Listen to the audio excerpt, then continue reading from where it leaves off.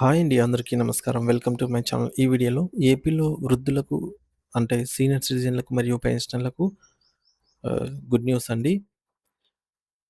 వివరాలేంటో వీడియోలో తెలుసుకుందాము. వీడియో ఎక్కడే గాని స్కిప్ చేయకుండా ఎండ్ వరకు చూసేయండి. అప్పుడే ఇన్ఫర్మేషన్ పూర్తిగా అర్థమవుతుంది. అలాగే వీడియో చూస్తున్న ప్రతి ఒక్కరు లైక్ చేయండి ఫ్రెండ్స్. ఈ వీడియోని తోటి ఉద్యోగ, పెన్షనర్ మిత్రులతో అయితే షేర్ చేయండి. కొత్తగా మన ఛానల్ చూస్తున్నవారు ఇంకా ఎవరైనా సబ్స్క్రైబ్ చేసుకోకపోతే వెంటనే మన ఛానల్‌ని సబ్స్క్రైబ్ చేసుకోండి.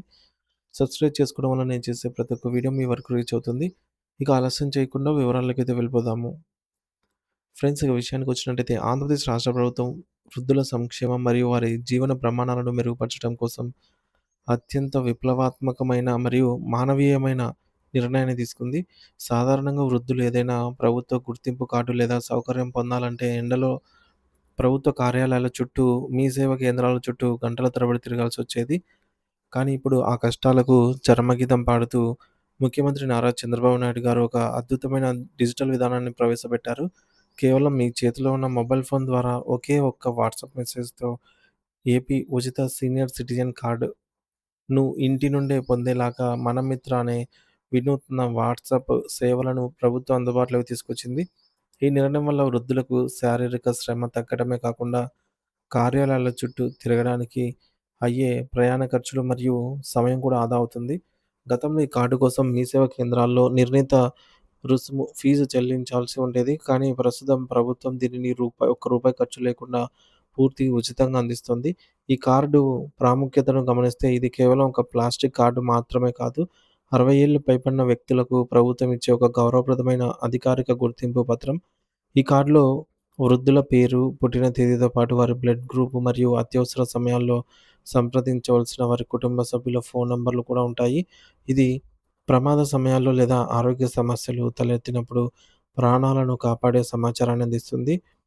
ఈ యొక్క సీనియర్ సిటిజన్ కార్డును కలిగి ఉండటం వల్ల వృద్ధులకు సమాజంలో మరియు ప్రభుత్వ సేవల్లో విశిష్టమైనటువంటి ప్రాధాన్యత లభిస్తుంది. ముఖ్యంగా ప్రయాణాల విషయానికొస్తే ఏపీఎస్ఆర్టీసీ బస్సుల్లో టికెట్ ధరపై ఏకంగా 25% రాయితీ లభిస్తుంది.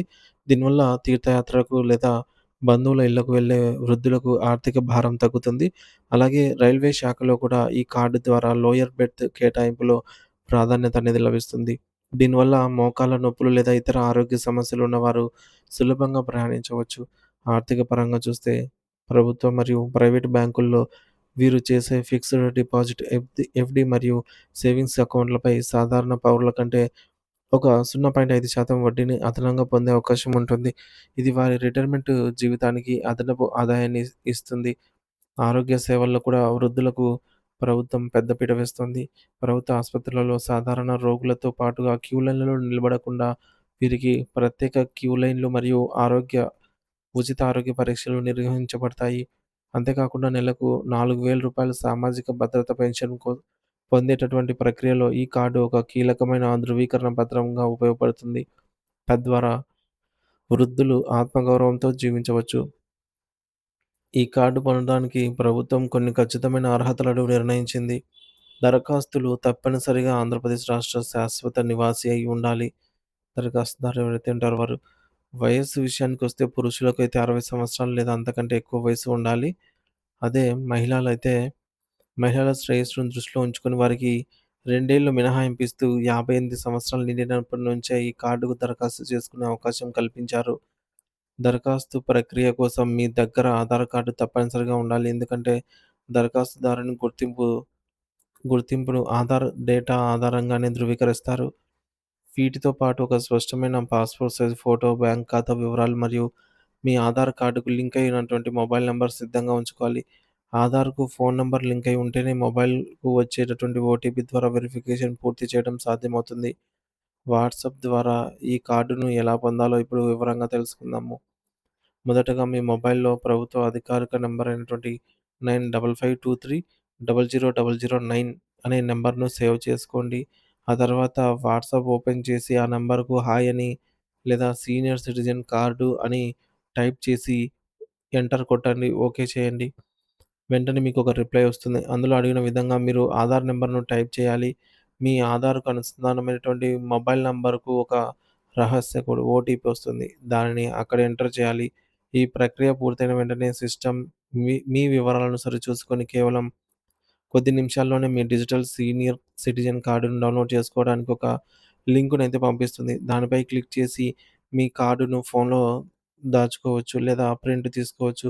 ఈ విధానం ద్వారా వృద్ధులకు టెక్నాలజీ అనేది ఒక భారం కాకుండా ఒక వరంలా అయితే మారింది. వృద్ధులతో పాటు శారీరక వైకల్యం ఉన్న దివ్యాంగుల కోసం కూడా ప్రభుత్వం గొప్ప పథకాలనైతే అమలు చేస్తుంది.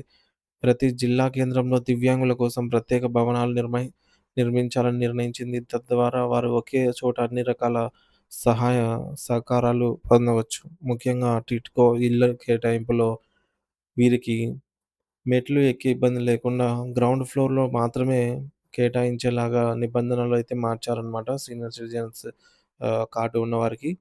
మరి భవిష్యత్తులో వీరు సొంతంగా ఉపాధి పొందేందుకు వీలుగా భారీ సబ్సిడీతో కూడినటువంటి రుణ పథకాలను కూడా ప్రభుత్వం ప్రవేశపెట్టబోతోంది.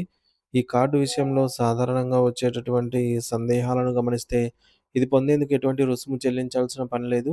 ఇది 100% ఉచితం. ఒకవేళ మీ కార్డు పోతే మళ్ళీ ఇదే వాట్సాప్ నంబర్ ద్వారా ఎప్పుడైనా డౌన్‌లోడ్ చేసుకోవచ్చు. గ్రామ లేదా వార్డు సచివాలయాల్లో కూడా ఈ సేవలు అందుబాటులో అయితే ఉంటాయి. ఈ కార్డుకు ఎటువంటి గడువు తేదీ ఉండదు. ఇది జీవితకాలం చెల్లుబాటవుతుంది.